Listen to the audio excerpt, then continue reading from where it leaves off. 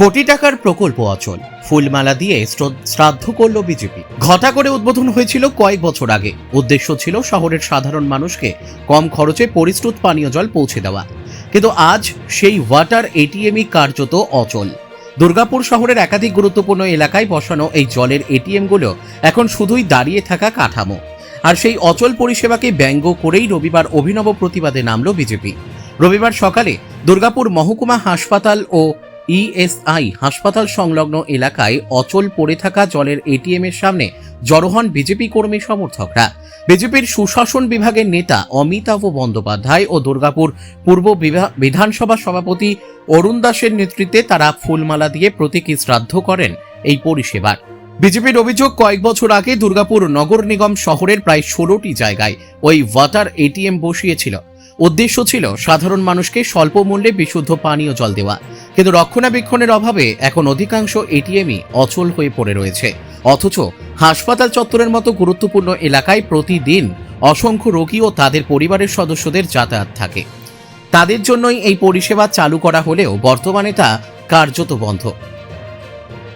অন্যদিকে দুর্গাপুর নগর নিগমের পৌর প্রশাসক মণ্ডলীর ভাইস চেয়ারম্যান ধর্মেন্দ্র যাদব জানান, যে সংস্থাকে রক্ষণাবেক্ষণের দায়িত্ব দেওয়া হয়েছিল তারা লাভ না হওয়ার কারণে পরিষেবা বন্ধ করে দিয়েছে বলে মনে করা হচ্ছে। তবে দ্রুত সমস্যার সমাধানের চেষ্টা চলছে বলেও তিনি আশ্বাস দেন। তবে প্রশ্ন থেকেই যাচ্ছে, কোটি টাকা খরচ করে তৈরি জনস্বার্থের প্রকল্প বছরের পর বছর অচল পড়ে থাকবে কেন?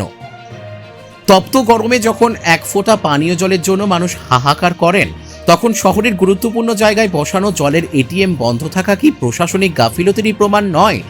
এই প্রশ্ন ঘিরেই দুর্গাপুরে নতুন করে শুরু হয়েছে রাজনৈতিক চাপানোতর।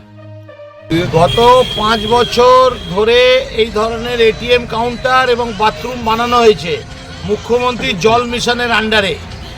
সেন্ট্রাল গভর্নমেন্টের জল জীবন যে প্রকল্প তার আন্ডারে টাকা নিয়ে আমাদের পশ্চিমবঙ্গ সরকার দুর্গাপুরের বুকে প্রায় 16খানা এটিএম কাউন্টার আর প্রায় 44খানা বাথরুম বানায় দুর্গাপুরের বিভিন্ন জায়গায়। বেশিরভাগ বাথরুমে তালা লাগানো, বাথরুম ইউজ করা যায় না। আর যতগুলো এটিএম আছে একটা এটিএমও চলছে না। সেই জন্য আমরা ভারতীয় জনতা পার্টির কাছ থেকে এই অপদার্থ সরকারের যে এই অপদার্থ কাজ সেটা জানিয়ে মানুষের কাছে পৌঁছে দেওয়ার চেষ্টা করছি। কিভাবে প্রতিবাদ জানালেন? এবং আমরা এই যে এটিএম কাউন্টার মরে আছে তাকে তার শ্রদ্ধাঞ্জলি জানিয়ে ফুল দেওয়া হলো। তার নিচে আমরা জলের বোতল রাখলাম এবং আশা করি আগামী দিন এই উদয় হবে এই সরকারের এবং এটিএমগুলো মানুষের জন্য শুরু করবে। এর পাশে হসপিটাল, এসডি হসপিটাল, তার পাশে ESI hospital, Vivekananda hospital, Muchipara, city centre, যে কোনো জায়গায় যান এই ধরনের এটিএম লাগানো আছে, জল বেরোয় না। খুব দুর্ভাগ্যজনক। আমরা বহুবার প্রতিবাদ করেছি, চিঠি দিয়েছি, কোনো তোয়াক্কা নেই। সেই জন্য আজকে আমরা এই অনুষ্ঠানমূলক এই প্রতিবাদ করলাম। কি নাম আপনার? অমিতাভ ব্যানার্জি, সুশাসন বিভাগ, ভারতীয় জনতা পার্টি। শ্রদ্ধাঞ্জলি জানালাম। কিসের জন্য? পাশে হলো দুর্গাপুর এসডি হসপিটাল, তার পাশে হলো ইএসআই হসপিটাল, বিবেকানন্দ হসপিটাল, এখানে কলেজ। সব থেকে দুর্গাপুরের মূল কেন্দ্র হলো, বিন্দু হলো এখানে। এটা এই এটিএম নয়, 16খানা এটিএম এরকম পড়ে আছে। পাশে হাটকো মোড় থেকে শুরু করে ব্যানার্জিটি সব জায়গায় এটিএম। এখানে পয়সা ভরুন, পয়সা চলে যাবে, কিন্তু আর জল আর বেরোবে না। এটা আমাদের কেন্দ্র সরকার থেকে মোদিজি যে প্রকল্প জল জীবন প্রকল্প থেকে সেখানে মানুষের পাশে পৌঁছে দিচ্ছে, কিন্তু এই অবস্থা। সেই প্রকল্প তৈরি করা হয়েছে কিন্তু তার রক্ষণাবেক্ষণ নেই।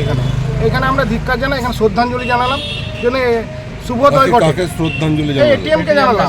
আর তার সাথে সাথে তারা দেখুক, জর্জিত হোক যে এই হসপিটালে মানুষ যারা রোগীকে পেশেন্টকে ভর্তি করছে তার পরিবারের লোকেদের জন্য যে এখানে সাহায্য করা হয়েছে, কিন্তু তারাই এখানে। এটিএমটা কবে খোলা হয়েছিল? এটিএমটা আজকে 3 বছর আগে হয়ে গেছে। দুর্গাপুর মিউনিসিপ্যাল কর্পোরেশন থেকে খোলা হয়েছে, কিন্তু তার রক্ষণাবেক্ষণ নেই। আজকে জল নেই, সেই কল নেই, কলের জল পড়ছে না এখানে। আর তাই আমরা শ্রদ্ধাঞ্জলি জ্বালিয়ে যাতে তাদের শুভোদয় ঘটে, যেন বিলম্বে। আমাদের একটা দাবি যেন এখানে যে এটিএমটা চালু করানো। কি নাম আপনার? তরুণ দাস, দুর্গাপুর পূর্ব বিধানসভা, ভারতীয় জনতা পার্টির সভাপতি।